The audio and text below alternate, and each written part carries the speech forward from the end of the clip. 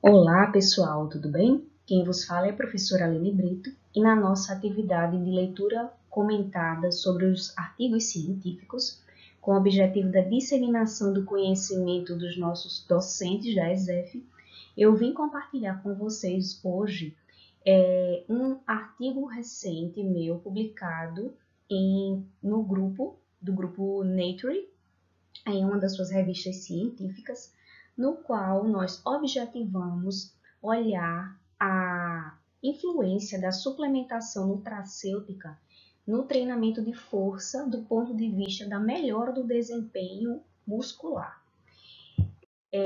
Como produto nutracêutico utilizado nesse meu artigo, nós utilizamos a Spirulina platensis.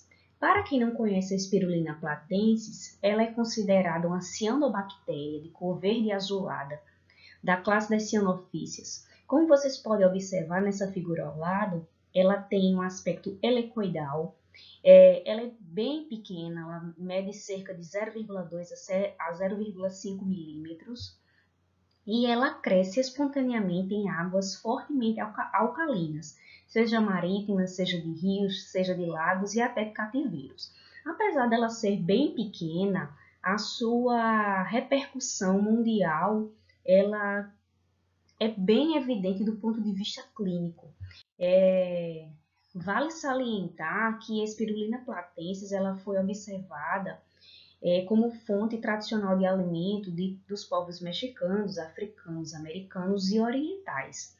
Pesquisadores observavam que, apesar do baixo poder aquisitivo desses tipos de população, sua alimentação era bem saudável, né? E eles verificaram nas feiras livres que existia um tipo de alimento no aspecto de bolacha que era considerado bastante saudável entre esses povos. E ao fazer a análise desse alimento, eles descobriram que existia uma alga, e essa alga hoje já se sabe que é a Spirulina platensis. A partir disso, a suplementação com Spirulina platensis ela ganhou uma repercussão mundial, né? Hoje já se sabe que ela tem várias aplicações clínicas, podendo ser utilizada no tratamento da obesidade, dislipidemia, diabetes, aterosclerose e hipertensão arterial. Hoje, aqui no Brasil, a Spirulina platensis ela é apoiada, né, pela a utilização pela Anvisa, onde se pode fazer a utilização dela diária de até 10 gramas. E isso acontece devido às suas diversas propriedades nutracêuticas, por ela possuir alto teor de proteína, todos os aminoácidos essenciais. Ela é rica em vitamina B12, minerais, ácidos graxos e carboidratos complexos. Então, diante disso, isso confere a ela uma atividade farmacológica bem abundante, como, por exemplo, efeito imunossupressor, ação anti-inflamatória, ação antioxidante, e por isso, hoje, na área da educação física, a Spirulina platensis ela é considerada um alimento funcional que pode diminuir a citotoxicidade e proteger contra uma fadiga precoce. Diante disso, estudos já têm começado a investigar a sua utilização entre os atletas de alto rendimento, principalmente em exercícios extenuantes exaustivos de longa duração e cíclicos. Por isso, a nossa pergunta foi: será que esse benefício em reduzir o dano muscular, em evitar uma fadiga precoce, melhorar o desempenho físico, ele também poderia ser observado em exercícios não cíclicos, como o treinamento de força? Por isso que o objetivo geral foi investigar se a suplementação com a Spirulina platensis no treinamento de força poderia modular alguns componentes que marcam o desempenho muscular, como o estresse oxidativo e a inflamação. Por se tratar de uma pesquisa pioneira no treinamento de força e por determinados cuidados na área metodológica, né? Primeiramente, nós aprovamos e submetemos no Comitê de Ética e, como protocolo experimental, utilizamos primeiramente um modelo animal com ratos brancos de laboratório, os quais foram divididos em grupos sedentários e grupos treinados, onde o grupo sedentário ele fazia a utilização apenas da suplementação e o grupo treinado ele fazia a utilização da suplementação mais o treinamento de força. Nesse slide, vocês podem verificar que tanto o grupo sedentário como o grupo treinado eram subdivididos em mais 4 grupos, onde dentro do grupo sedentário, um grupo não fazia utilização nem de exercício nem de suplementação e os demais grupos eles eram suplementados com 3 diferentes doses de espirulina platensis. A mesma forma foi feita para o grupo treinado. Um único grupo só recebia o treinamento sem suplementação com espirulina e todos os demais grupos eles eram treinados e suplementados com as mesmas doses dos grupos anteriores.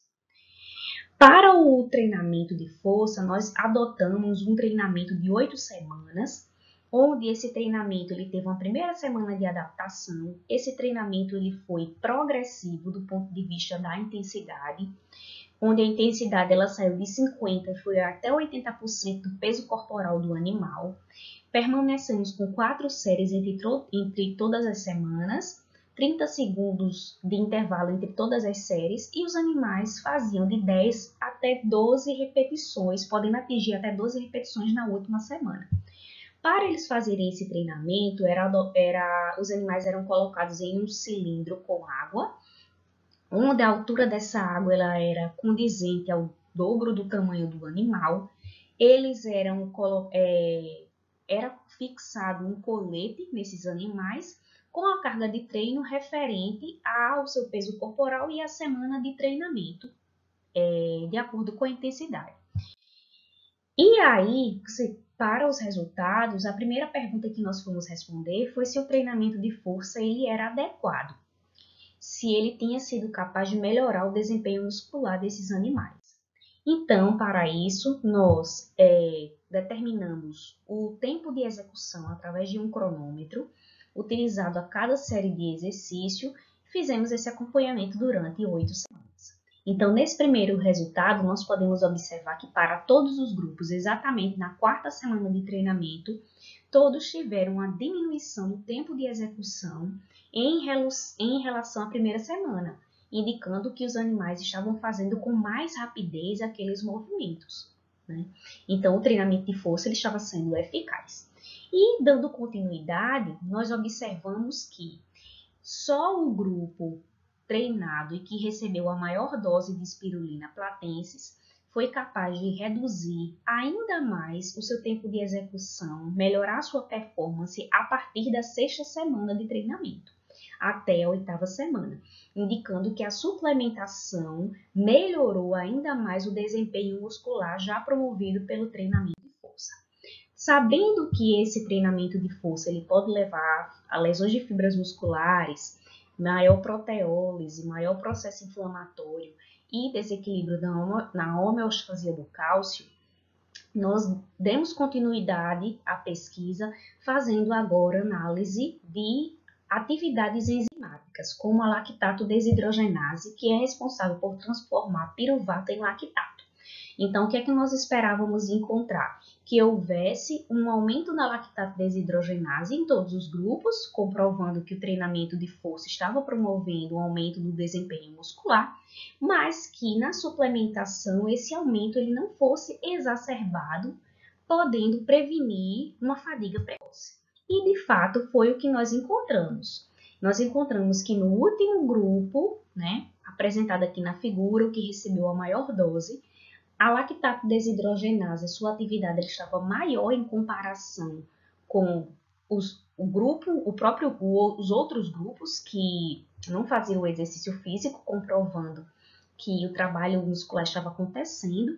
No entanto, a sua atividade ela estava significativamente menor em comparação a todos os outros grupos, indicando que o treinamento de força estava sendo eficaz para ativar a enzima lactato desidrogenase, mas que a espirulina estava prevenindo contra o seu aumento exacerbado.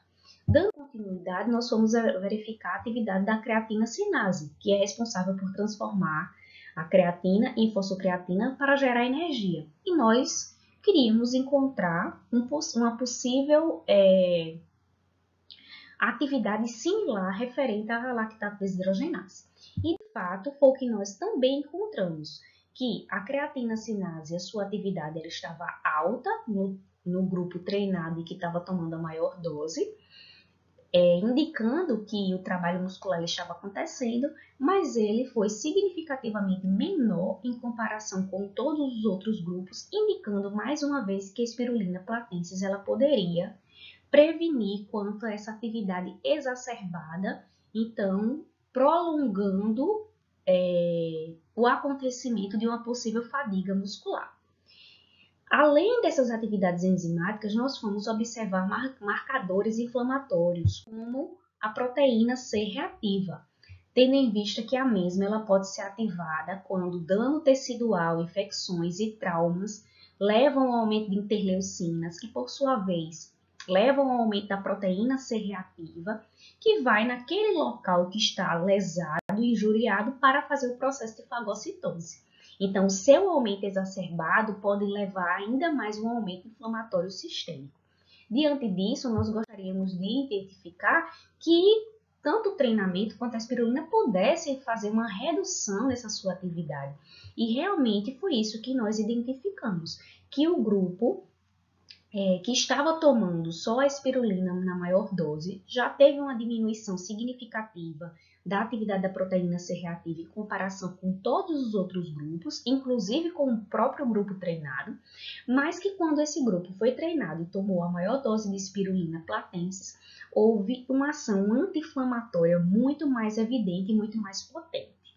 E por fim, nós nos perguntamos, será que diante de tudo isso, a Spirulina platensis ela estaria induzindo uma modulação no estresse oxidativo, que está correlacionado também com a atividade das enzimas e atividade anti-inflamatória, tanto da espirulina quanto do treinamento? Então, para isso, nós analisamos, através da peroxidação lipídica, a concentração de malondialdeído, que é um dos subprodutos da via final do processo de peroxidação lipídica. E, de fato, o que é que nós encontramos? Que os animais que apenas eram suplementados com a espirulina platensis, eles já tinham uma redução significativa na produção de malondialdeídos, mas quando esses animais eles eram treinados, essa ação antioxidante ela era potencializada quase que mais do que o dobro. Então, diante disso, nós podemos concluir que o treinamento de força ele foi eficaz para reduzir o tempo de execução.